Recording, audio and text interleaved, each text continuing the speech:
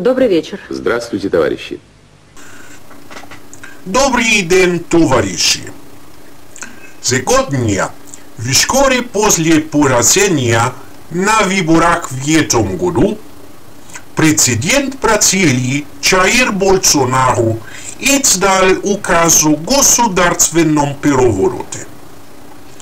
Прямо сейчас социалистические страны и республики с большой тревогой наблюдают за этим бразильским ультранационалистическим движением, главной характеристикой которого является фашизм, грубое насилие и культ смерти.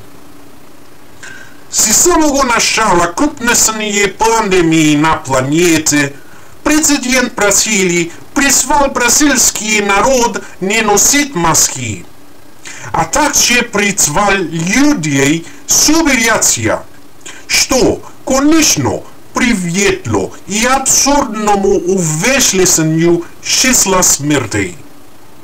Безответственные выступления президента Бразилии также побудили людей выслать против губернаторов своих штатов, что в конечном итоге привело и к хаосу на улицах.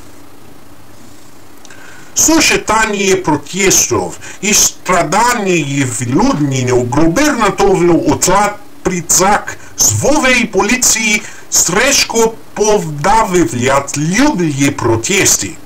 И когда в стране наконец старел хаос, президент объявил осеннее полотнение по всей стране.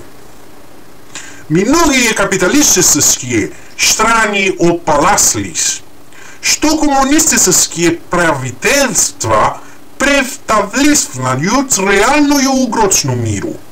Но четырехлетней демонстрации бразильского неолиберализма в стране Европы начинают замысловаться о том, какой будет реальная угроза миру.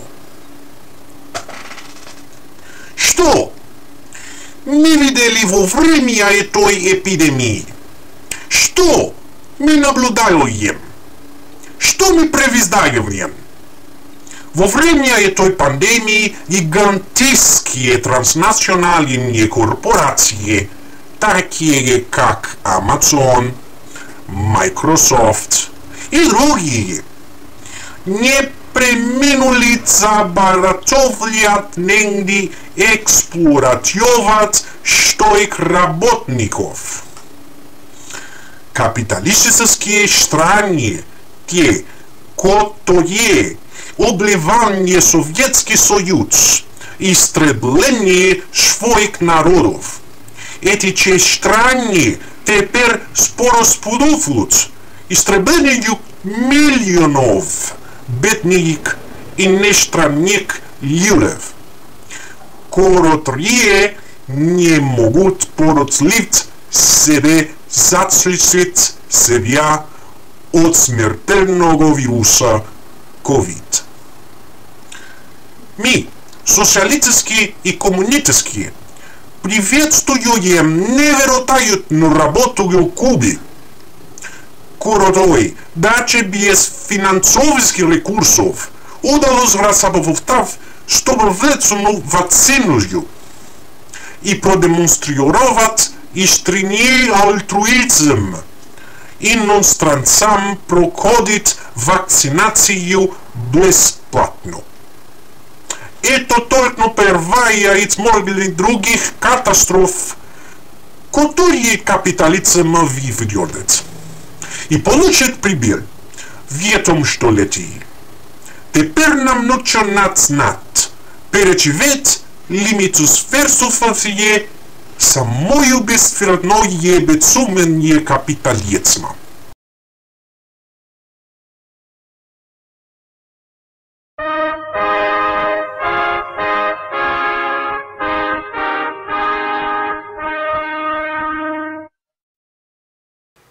pessoal, e é a partir deste informe da reunião soviética que a gente começa aqui a falar sobre o futuro golpe de 2022. Porque, olha, queira ou não, acredite ou não, o golpe, ele é uma realidade. Eu sei que existem muitos analistas e existem muitos políticos que gostam de dizer que não, que nós estamos mais próximos de um impeachment do que de um golpe. Mas olha, palpite sincero da minha parte, essas pessoas dizem isso porque elas não querem criar um certo alarme do que é possível de ocorrer no nosso país. Esse vídeo vai ser relativamente mais curto do que o vídeo anterior. Embora o tema pareça ser até mais complexo, na verdade ele é mais simples de entender. Bom, por onde a gente começa? A gente começa pelo começo. A gente começa pelo Jair Bolsonaro. E a gente começa com ele, com ele enquanto pessoa. Certo? Olha, se você não viveu numa caverna até agora, se você teve acesso a um mínimo de informação, nem que seja o jornal que o cachorrinho faz cocô, você já deve saber que o senhor Jair tá com um problema, né? Ele tá com mais de 6 milhões de problemas. Existem provas mais do que suficientes de peculato, que é a tal da rachadinha, de corrupção ativa, corrupção passiva, de advocacia... Como é que é aquele termo que eu esqueci agora? Advocacia administrativa, né? Se eu não me engano, que é quando você usa a máquina jurídica contra os seus opositores, né? Já existem provas de desvio de dinheiro. Já falei peculato? Se eu não falei peculato de novo, se eu falei peculato de novo.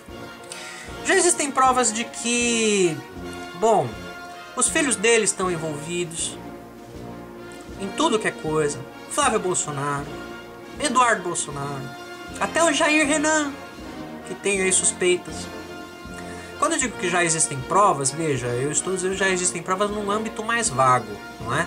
Por exemplo, existe prova de que o dinheiro saiu de um lugar e entrou no outro. Falta boa vontade para que se investigue o caminho do dinheiro, ou para que se investigue de onde ele veio, para onde ele vai, porque também tem essa coisa, né? Pagam tudo com dinheiro em cash, né? Dinheiro físico. Bom, mas onde eu quero chegar? Além disso tudo, a pandemia foi um campo fértil para a criação de mais crimes. A citar: a propagação de um remédio que não funciona, e não só não funciona, causa doença, causa morte, como a gente já está vendo, que tem gente que está morrendo por causa de cloroquina, de azoxicilina.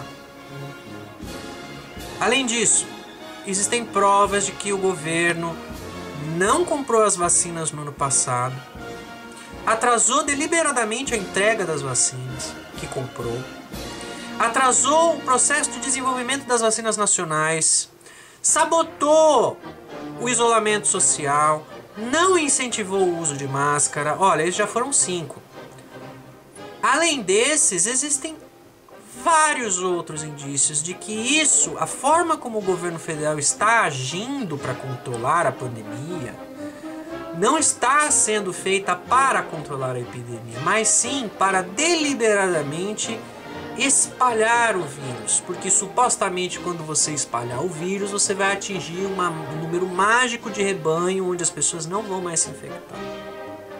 Isso é uma mentira grotesca, grosseira e criminosa, porque como a gente está vendo e vários virologistas muito decentes já estão pronunciando, o que acontece é que quando você tem um vírus solto, as pessoas não só não geram imunidade coletivamente, como também aumenta a probabilidade do vírus ser resistente e evoluir. Porque se chama darwinismo, sabe? Quando os organismos naturais eles evoluem no seu ambiente para não serem aniquilados. Exemplo clássico disso são as variantes que a gente já tem. E já surgiu variante da variante, que aqui acharam em Sorocaba. Ok, mas o que isso tem a ver com o futuro possível golpe?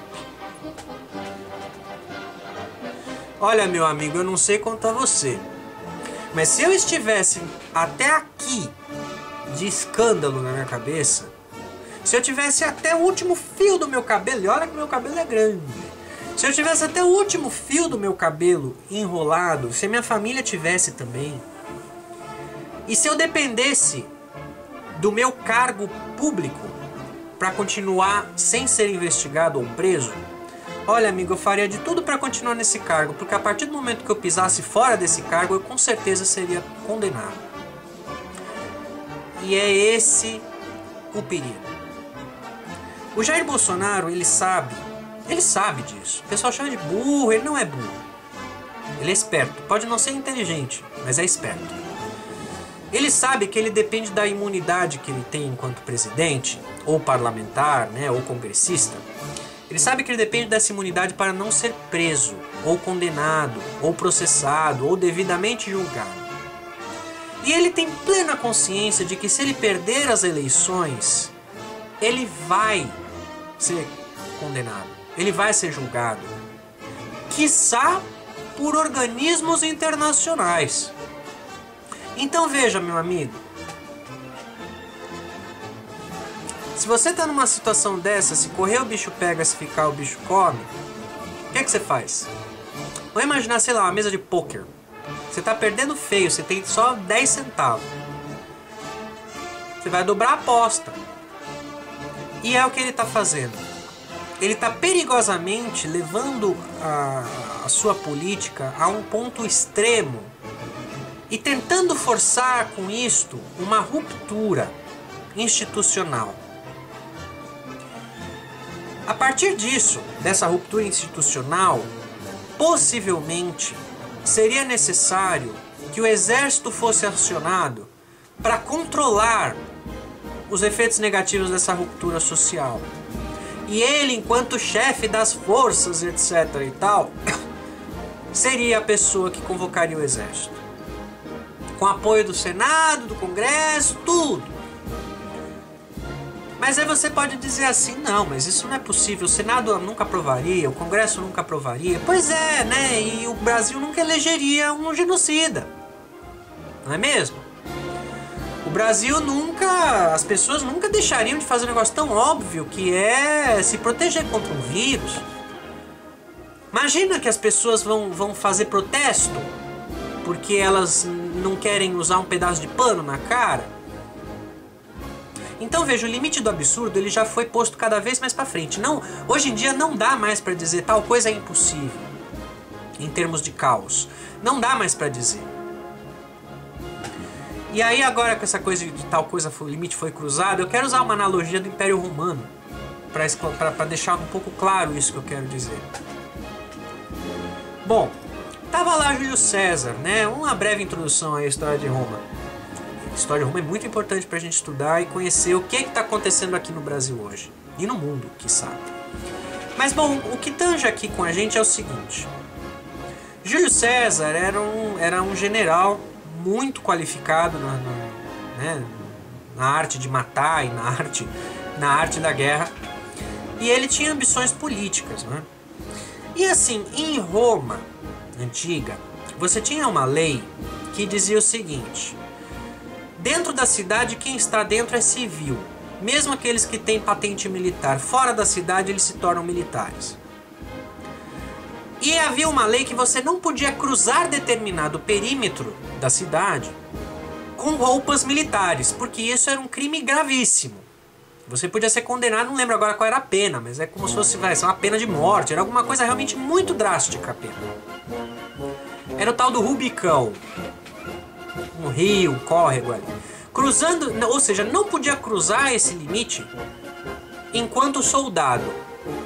Você tinha que se despir das armas, você tinha que se vestir de civil e entrar na cidade. Bom, o Senado já tinha uma ordem, um decreto de prender César quando César voltasse para Roma.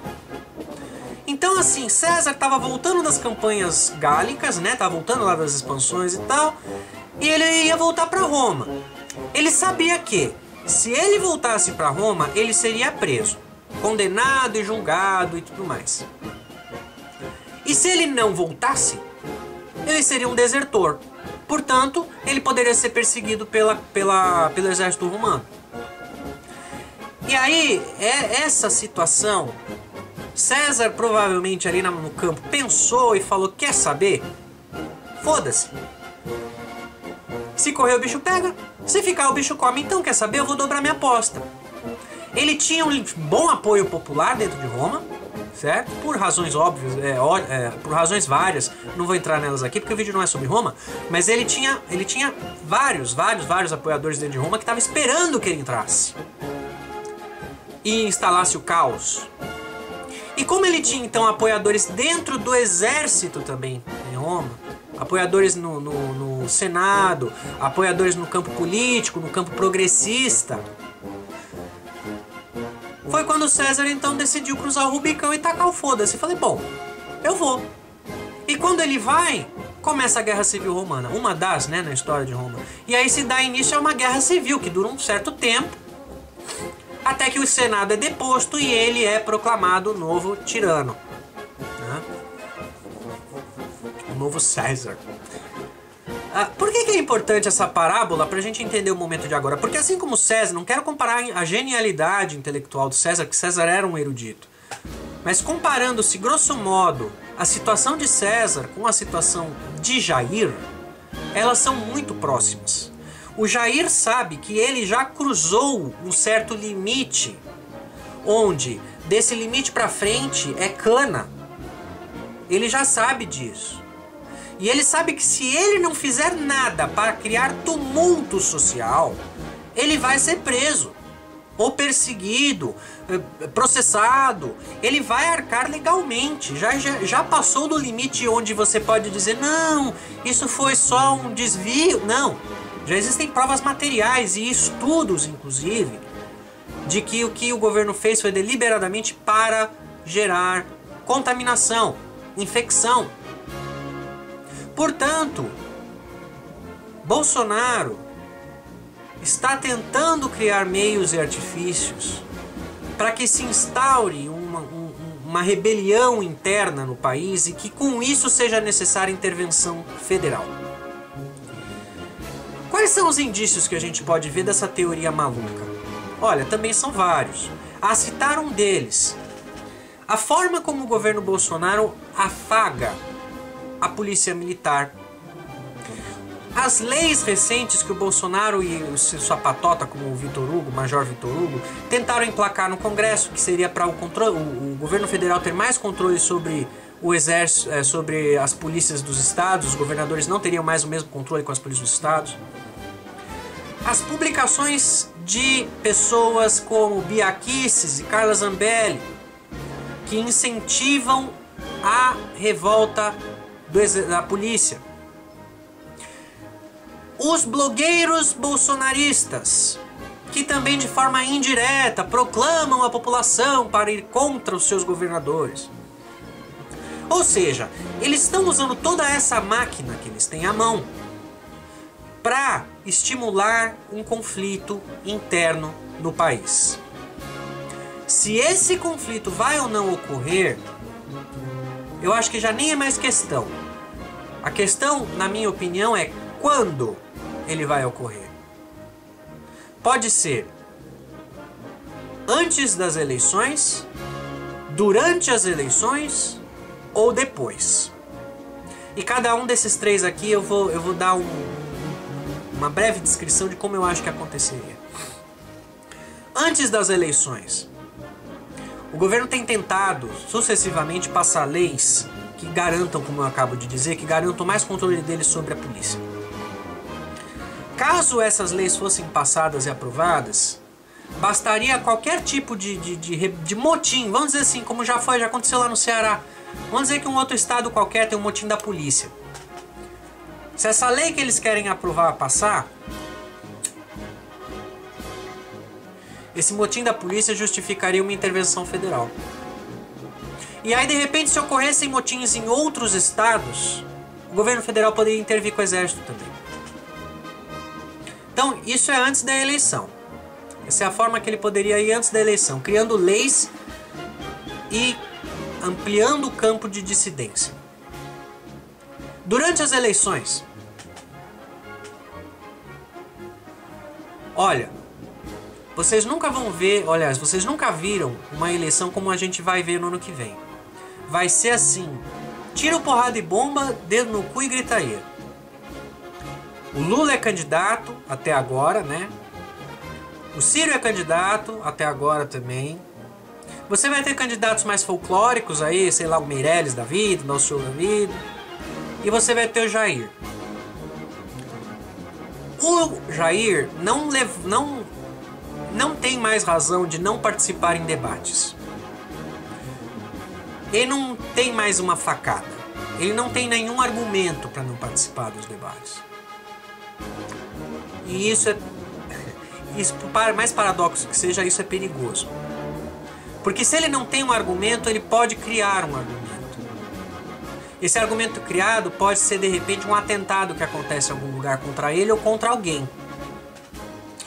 Esse argumento pode ser alguma crise interna que acontece e que escala e sai fora do controle. Isso pode ser até conflito policial. Da mesma forma como eu acabo de dizer aí. Milícia. E qualquer coisa que ocorra durante o período eleitoral, ele pode usar como argumento também. Aí você pode, para intervir. Aí você diz assim, não, mas o Congresso não passa. Não passa. O Congresso é composto, por sua maioria, pelo Centrão. O Centrão alugou a sua fidelidade ao Bolsonaro.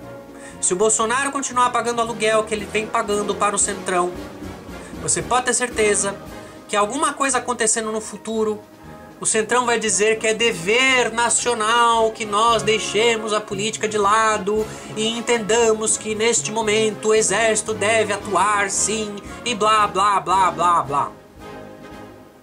Porque, de novo, o Centrão é maioria. Então não dá pra gente falar essas coisas de que não, o Congresso jamais aprovaria. A Alemanha jamais elegeria o Hitler, né? E elegeu. O Brasil jamais elegeria o Bolsonaro e elegeu. Não dá pra dizer que tal coisa jamais vai ocorrer se a gente tem precedente histórico. No Brasil também. Os parlamentares fizeram leis e apoiaram a ditadura, até que a ditadura foi lá e fechou o Congresso. Certo? Bom, eu falei antes e durante. E qual que seria possível golpe depois da eleição? Ele já cantou essa pedra. Mais de uma vez ele falou que ele acha que as eleições vão ser fraudadas, assim como foi nos Estados Unidos. E aí mais uma vez a gente tem um precedente. O Capitólio americano. Um bando de trumpista fanático invadiu o Capitólio americano. Invadiu. Vocês devem ter visto aí, ó, né? Se você também não estava numa caverna sem WhatsApp. Invadiram o Congresso. Morreu gente. A polícia deixou. E muitos parlamentares do Trump apoiaram. Se isso foi na maior democracia do mundo, com milhões de aspas aqui, mas se isso foi lá, imagina aqui. Poucas pessoas se lembram, em 2013 ou 14, acho que foi 13, aquela cena de um monte de gente cercando o Congresso, do lado de fora. Tinha gente lá em cima do prédio, do edifício do Congresso. Tinha gente embaixo, de cima, só não tinha dentro. Se aquela multidão fosse lobotomizada como hoje em dia, você teria uma cena de carnificina. E é isso que é perigoso.